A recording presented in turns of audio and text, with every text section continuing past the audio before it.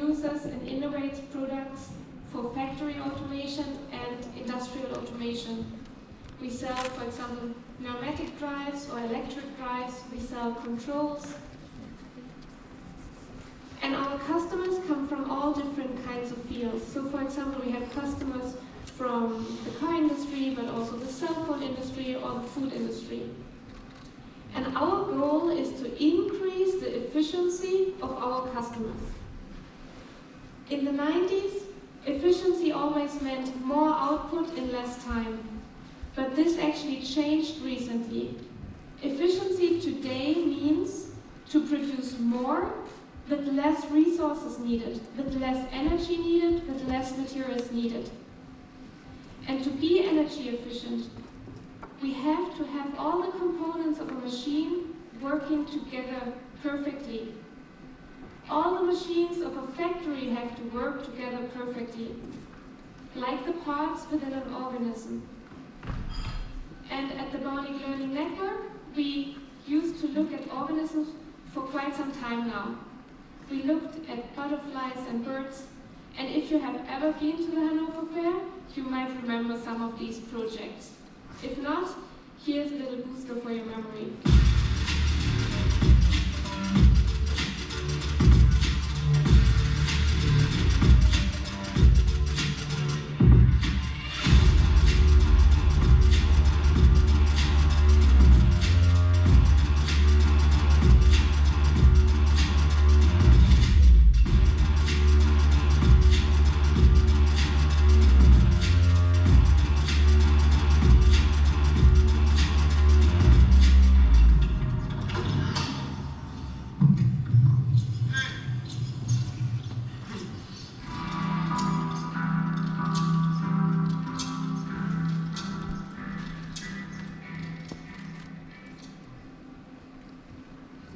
So within the Bionic Learning Network, we build kangaroos and ants and birds, and we always tried to learn from nature to improve technology. So for example, let's look at the bird. Spring is approaching soon, and the birds come back from Africa to Europe. Storks, for example, they fly from Africa to Europe in one go. And they can only do so because they're very energy efficient. Their strategy is to reduce weight. They have hollow bones, and so they are very lightweight. And by this, they can fly from Africa to Europe. And this is something that we can directly transfer to industry. If we want to transport something, and if it's very heavy, we need a lot of energy. If we reduce the weight, we directly reduce the energy consumption. So we learned about energy efficiency, we learned about machine-machine communication from swarms, we learned about human-machine interaction and built compliant mechanics. We learned about smart materials, and we used artificial intelligence. A couple of years ago at the Hannover Fair, we showed a learning gripper, a gripper that was able to learn by itself to identify objects and grab them. And now we have these learning algorithms in our products. We have valves, for example, that learn to reduce their energy consumption.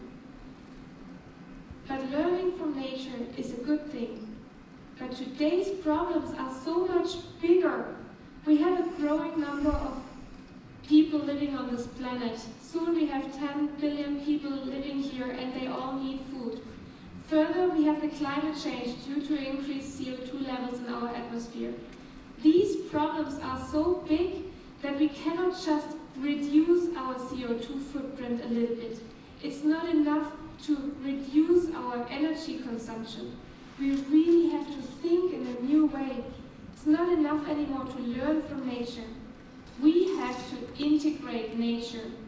We have to fuse technology and biology and bring it back into a balance. At the Bionic Learning Network, we always try to start with understanding the problem. Our current problem is that our industry is based on fossil resources. So we use oil and gas and coal to heat our houses, but also we use it as a raw material to turn it into products. So oil and gas is, for example, used to turn it into clothes, otherwise I would be naked here. We turn it into chemicals, into medicines, into food, and we turn it into plastics. Let's stick with the example of plastics. So we take crude oil, turn it into a plastic bottle. Then we use the plastic bottle for just once or 2 times, maybe for a year. And afterwards, we throw the plastic bottle away. It either ends in the ocean, which is horrible, or it ends in landfill, but mostly these plastic bottles get burned. So we take crude oil, turn it into plastic, and then we burn it at a certain time later. And then we always add CO2 that was first bound in the ground, and we add that to our atmosphere. And we have to stop doing this. So what is this, what we're using? What is the oil and gas and the coal that we're using? Actually, this is photosynthesis that happened millions of years ago. On our planet, there was trees and forests, and there were algae in the ocean, and they did photosynthesis. They took CO2 from the atmosphere, built biomass, and then they settled at the ground of the ocean, were covered with sand, and over millions of years it turned into crude oil, gas, and coal. And we humans, we use this in just a couple of years. So what the nature built in millions of years, we just used within the last maybe 100 years. But we can also use photosynthesis today. Photosynthesis means that plants or algae take CO2 from the atmosphere together with water and the energy of sunlight. It gets turned into oxygen that humans need to breathe and into sugar. And then the cells eat this sugar. They can actually grow, or they can turn that into products. We can use the energy of sunlight with photovoltaic, or we can use wind energy to heat our houses or drive our cars. But we also need the crude oil or something to generate material. And photosynthesis is the only way to use the energy of sunlight to really make something new. Everything that we consume is based on this. So food that we eat, corn, this is photosynthesis. And we can also use it today. So algae are the key here. Algae are tiny climate savers. They fixate about 10 times as much CO2 per square meter and year compared to terrestrial plants, compared to corn on a field or canola or, for example, a tree in the forest. Furthermore, the cultivation is simple and easy, and there are tons of species out there in the ocean that we have to discover. We only know a couple of them yet.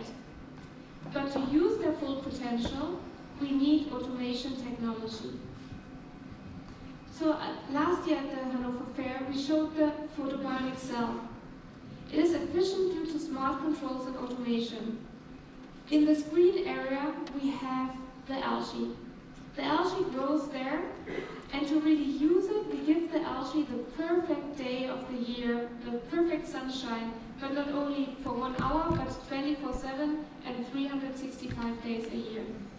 Therefore, we control the light amount. So if we have few cells, we give them few light. If we have lots of cells, we give them lots of light. We give them the exact amount of CO2 that they need, but also the oxygen concentration we measure, the temperature, the pH, and the medium. For example, temperature, cells grow very slowly at 10 degrees, they grow much faster at 20 degrees, they grow optimally at 35 degrees, but at 50 degrees I just boil them and then I have soup and I cannot work with it anymore.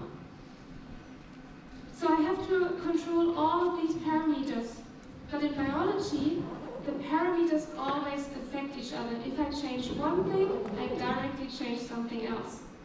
If I change the temperature, this affects the CO2 that can be dissolved in a liquid. When the CO2 concentration in the liquid changes, the pH is affected.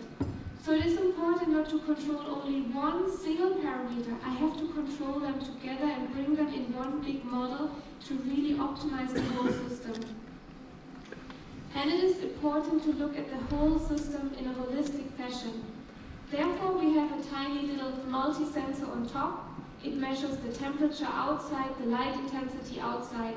So something very simple, when the sun is shining outside, I turn off the light inside to make the whole thing more energy efficient. And then one more thing is, we optimize the data that we retrieve. Normally, a biologist goes to the bioreactor and pulls a sample, and then he goes to the lab and measures and analyzes the sample, and some results he just gets the next day. If something is going wrong in the bioreactor, it is too late to react 1 day later. Then, actually, you have to discharge everything. We have a sensor based on quantum physics, and we bring tiny little bits of the bioreactor next to the sensor, and we ask the cell, how do you feel right now? And with this data, I can react much faster and keep the bioreactor running for a longer time and have it in a perfect state. And then we take all of this data and bring it to the biologist in an online version. So the biologist can actually sit at home and look at the data, because cells, they like to do what they want to do, so often they're ready for harvest at night or on a Sunday. This is not a problem, because we give the data to the biologist, for example, by an iPad, and then he can look at it from home and decide, is the algae ready for harvest or not, or he can actually also harvest it from home just by pressing a button.